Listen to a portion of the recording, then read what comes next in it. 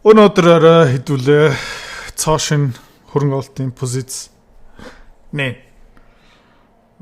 Үнэлгээ хийгдсэн, шинжилгээ хийгдсэн таймингийн зүгээс бас тохиромжтой байх шиг байна. За. Tesla-гийн хөвцөө ярихаас өмнө хэдүүлээ өнөөдөр бас нэг чухал юм ярих хэрэгтэй юу юм бэ гэх юм бол нийгэм ойлгож авах хэрэгтэй. Ерөнхийдөө дэлхийн 3 дугаар дайн руу маш эрчтэй явж байгаа. Украин НАТОгийн тал Путинийг алах гэж оролцсон. Истанбул их тайвны хилцэл гих мэдчлэн болж ах үедээ ерөнхийдөө Оросын ерөнхийлөгч лөө дрон явуулна гэсэн байхгүй. Сүүлийн үед бас Эстония улс Оросын тэр нефтийг тээвэрлэдэг хүлэг онгоцуудыг ингээд садаруулах гэж ер нь бол энэ европчууд нэг л юм хүсэж байгаа. Тэр бол дайн. Тэгээд яагаад сүүлийн үед алтны ханш ингээд амар эрчтэй өсөд байгаа юм бэ? Цаана нэг хүн мэдчихэж байгаа. Миний таамаг бол юм. Нотлогоо ер нь бол байхгүй. Гэхдээ таамгууд харагдаж байгаа, үйлдэлүүд нь харагдаж байна, ханш харагдаж байгаа. Тэгээд тэрэн дээр үндэслээд өнөөдөр хэдүүлээ. Энэ дээр нэг стратегийн нэг позиц өнөөдөр нэг ойролцооны цагийн дараа би School Community дотор ямар хөвцөө юм бэ, хэдээр орох юм бэ гэх мэт шин таад бүгднийг тайлбарлаж. За тэгээд хэдүүлээ блогинуудаа бэлдээ, аккаунт руугаа оръё. Тэгээд шинэ гишүүдүүд угаасаа элэдинэ дансаа нийцэн байгаах гэх мэтчлэн. За. Окей, тэгээд өнөөдрийн хөрөнгөний зах зээлийн апдейт руу орчих. Хэмзийн pre-market дээр ерөөдөө одоо нэг нэмэх $7 байгаа.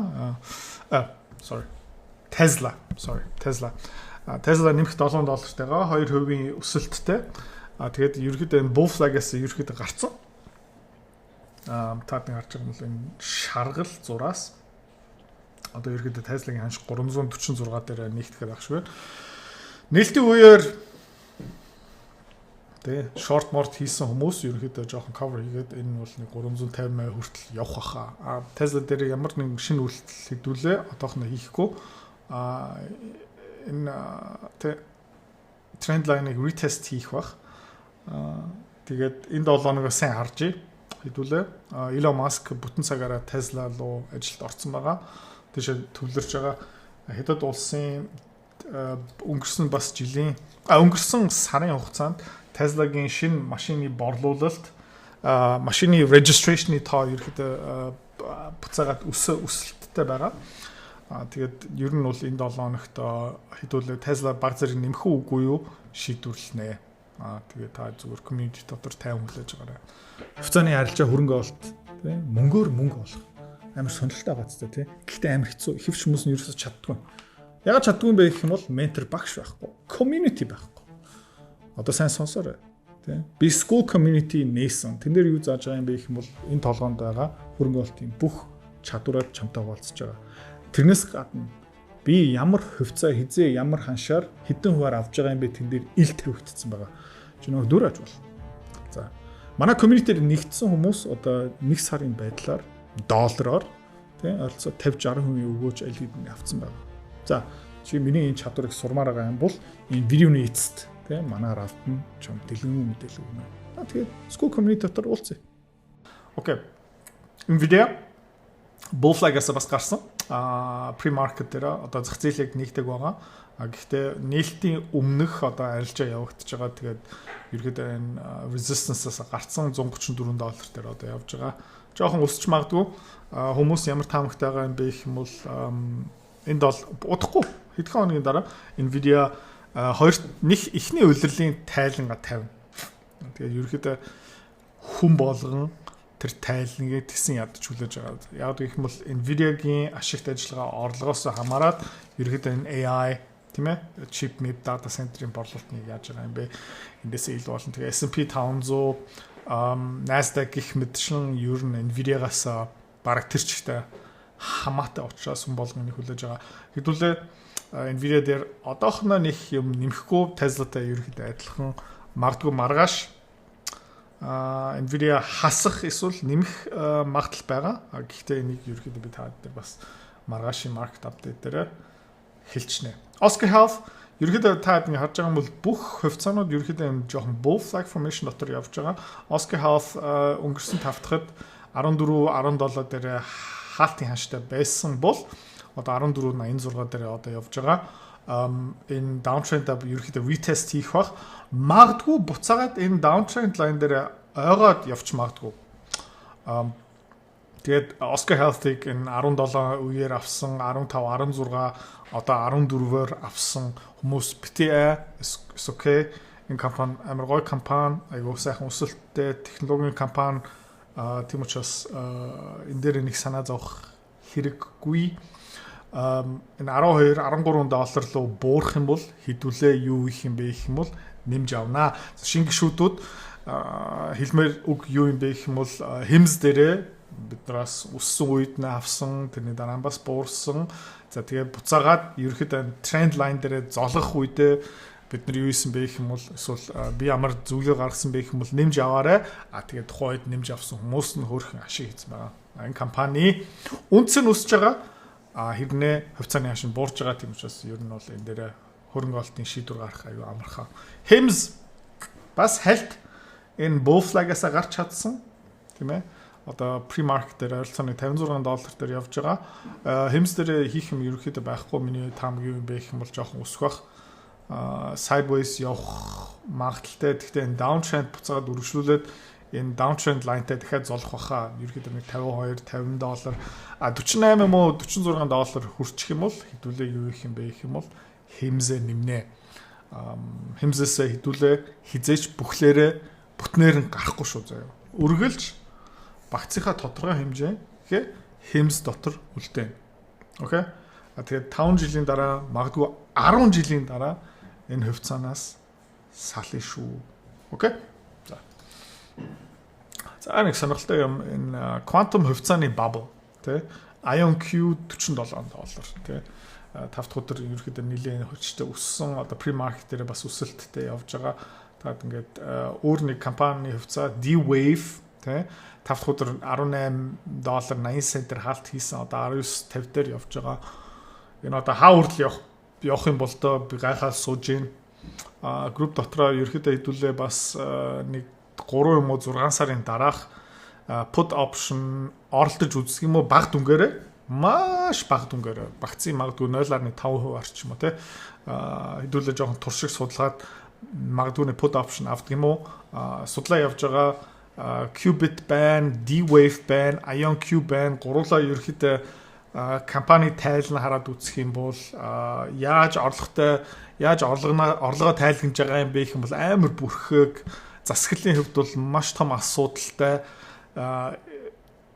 эднэр ер нь бол тэр дараагийн Nvidia болох магадaltaй хувьцаанууд нь бол ерөөсөө биш жижиг тоглож байгаа компаниуд шүү. Тийм учраас та энэ дунд одоо D-Wave, IonQ дээр ашиг хийсэн хүмүүс байгаа юм бол баг зэрэг ашиг аваарай. Яагаад гэх юм бол энэ хувьцаанууд тэр чигтээ хөөсөрж байгаа шүү. Боломжтой байгаарай тий. Окей, алт руугаа оръё.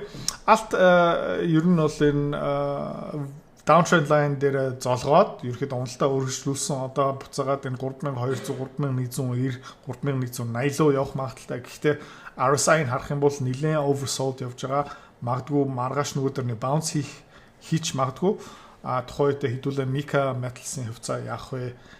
Баг зэрэг шидэм. Магадгүй Mica Metals-ийн 1, 2, 3% багцаасаа хасах хэрэгтэй гэж магадгүй. Гэхдээ шийдвэрлэг байгаа. Окей.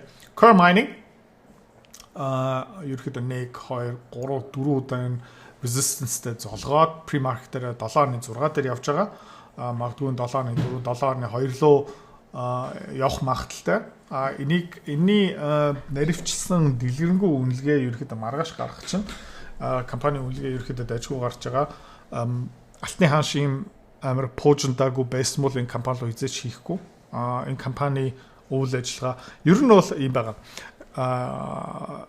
Хайгуулгын компани, жижиглэнгийн олборлтын компани ерөөхдөө тэр өдөрлгүүд нь юундаа донтсон байдаг юм бэ гэх юм бол өрөм тавих хайгуулга хийхтэндээ донтсон байдаг.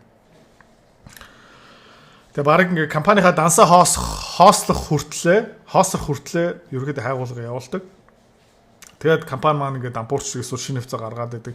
Ер нь бол энэ хайгуулгын компаниуд мөнгийг нэг хайрладаггүй. Тэгээд алтны ханш ийм амар өндөр биш байсан бол Core mining дээр ерөөхдөө тийм хандлага бас жоох харагдаж байгаа. Гэхдээ олборлож байгаа бүтээгдэхүүн түүхэн дээд хэмжээний ханшин дээр явж явах үедээ компани 100 үед аваа явах нь айгүй амархан.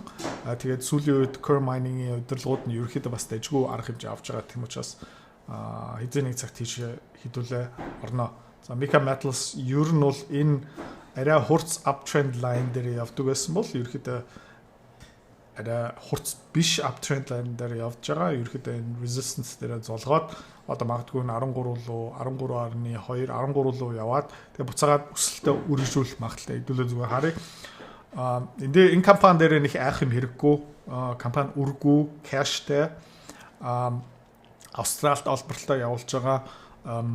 Дахиад яг адилхан Core mining-тай ерөнхийдөө төстэй. Алтны ханш түүхэн дээд хэмжээндээ байгаа. Хамгийн гол нь Австрал доллараараа нефтний үртэг маш багаар явж байгаа.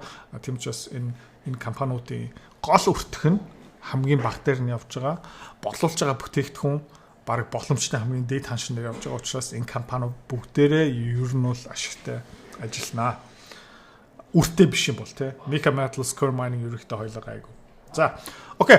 За тэгээд сүүлийн хэсэг дээр манай School community-ийн гишүүнд ганцаараа зөвхөн ямар компани хөрөнгөлт хийх юм бэ? Одоо хэдүүлээ орно.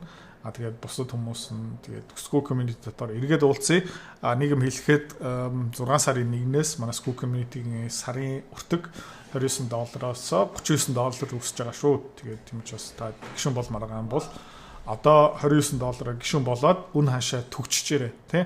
Өмнө худалдаж авсан хүмүүсийн үн ханш нь насан туршдаа өсөхгүй шүү. Хэрвээ та манай эдгээр цэцгэлж бит хоёрын Earn Invest Be Free School Community-д нэгдэхийг хүсвэл яг одоо үзэж байгаа бичлэгийнхаа хамгийн ихний линк дээр дараарай.